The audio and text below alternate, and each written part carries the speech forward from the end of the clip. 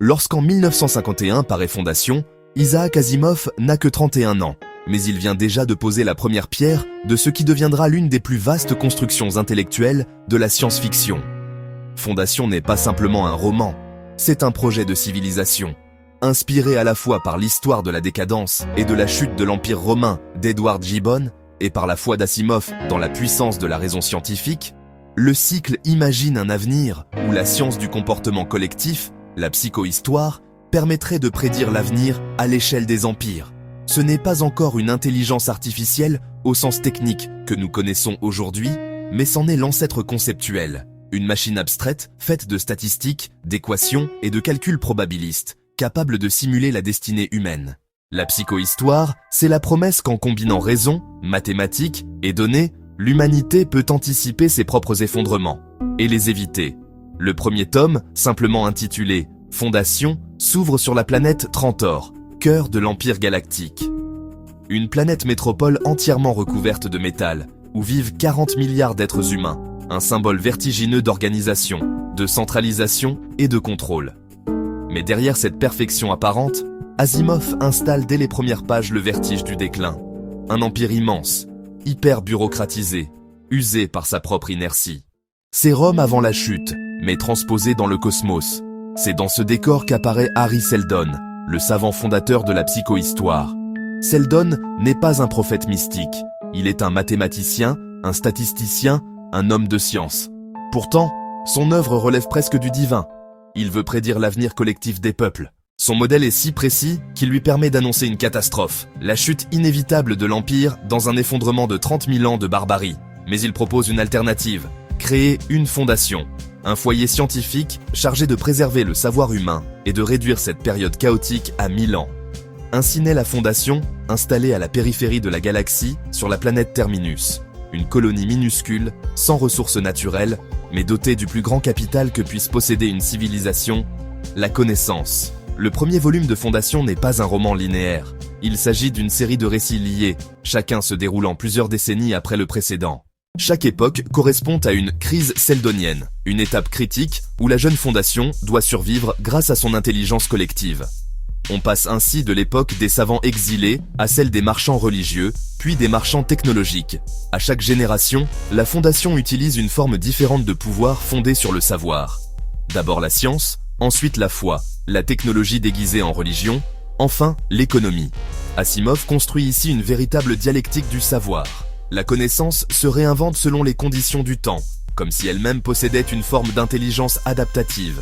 Et c'est là que le rapport avec l'IA devient fascinant. Car à travers cette évolution, Asimov décrit une machine collective d'apprentissage. La Fondation apprend, mémorise, adapte ses stratégies et optimise son comportement pour maximiser ses chances de survie. En d'autres termes, la Fondation est une intelligence artificielle sociale.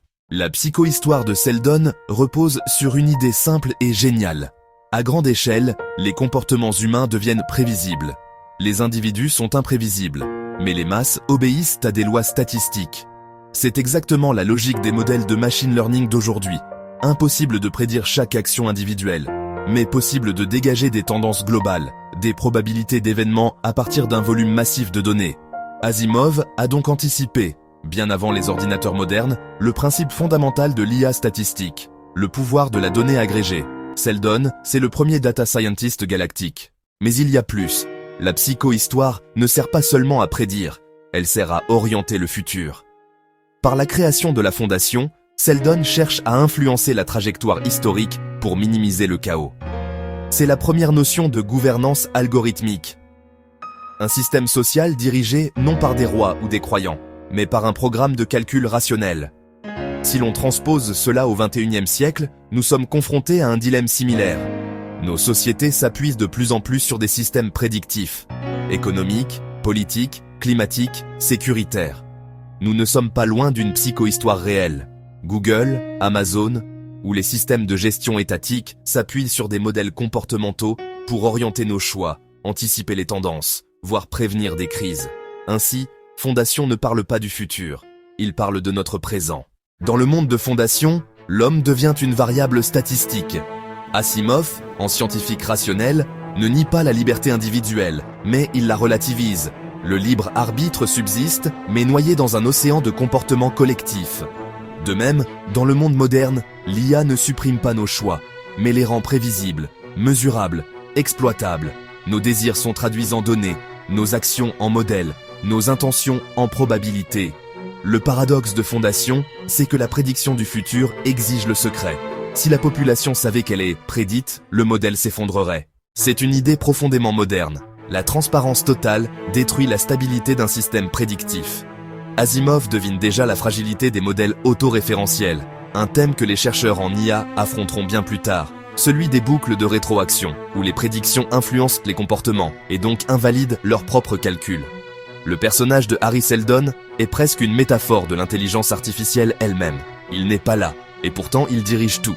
Son plan Seldon survit à sa mort, incarné dans des enregistrements holographiques qui se déclenchent à chaque crise majeure. Ces projections, figées dans le temps, ressemblent à un programme exécuté automatiquement. Seldon devient ainsi le premier programmeur de l'histoire, un créateur d'algorithmes humains. Mais ce qui rend la figure de Seldon tragique, c'est que son plan repose sur une illusion. L'idée que tout est calculable, que le hasard peut être maîtrisé.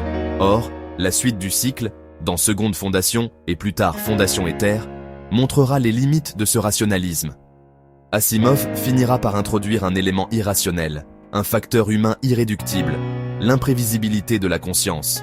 Ce que l'IA, même la plus parfaite, ne pourra jamais totalement capturer. Le premier tome de Fondation décrit aussi comment la science devient religion. Pour manipuler les peuples voisins, la jeune Fondation se fait passer pour un ordre religieux. Elle sacralise la technologie. Les prêtres vénèrent les réacteurs nucléaires, les machines sont entourées de rituels, et le pouvoir politique repose sur la croyance dans la toute-puissance du savoir. Asimov, athée convaincu, y déploie une critique subtile. L'intelligence rationnelle peut elle-même devenir objet de foi. Ce que nous voyons aujourd'hui avec l'IA n'est-il pas semblable? Nous sacralisons la technologie, nous croyons en son infaillibilité, nous lui confions nos jugements, nos choix, nos destins. Fondation annonce déjà cette nouvelle théologie, celle du calcul absolu. Si l'on transpose la psychohistoire à notre époque, les Seldon modernes seraient les architectes de nos systèmes d'IA. Ingénieurs, data scientists, concepteurs d'algorithmes prédictifs. Eux aussi visent à réduire l'incertitude, à rendre le monde plus prévisible, à stabiliser le chaos social par la logique des modèles. Mais comme chez Asimov, la question demeure. Qui contrôle le plan? Et que se passe-t-il quand la machine commence à penser pour nous? Dans Fondation, la Fondation finit par suivre un plan qu'elle ne comprend plus, dicté par des prédictions vieilles de plusieurs siècles. Dans notre monde, les sociétés suivent les recommandations d'algorithmes opaques, produits de systèmes qu'aucun humain ne maîtrise entièrement. C'est le même vertige, celui d'un futur déterminé par la logique du calcul. Le premier volume de Fondation est donc bien plus qu'un récit de science-fiction. C'est une méditation sur la gouvernance de l'avenir. Asimov y invente la première intelligence artificielle collective, non pas faite de circuits et de silicium, mais de lois, de données et de sciences. La psychohistoire est une IA humaine, construite sur la foi dans la raison pure. Et la Fondation, un prototype de société algorithmique, dirigée non par des dieux, mais par des équations. Mais dans cette perfection rationnelle, Asimov a semé un doute. Car toute machine, même intellectuelle, finit par rencontrer son paradoxe. La vie, l'imprévu, la liberté.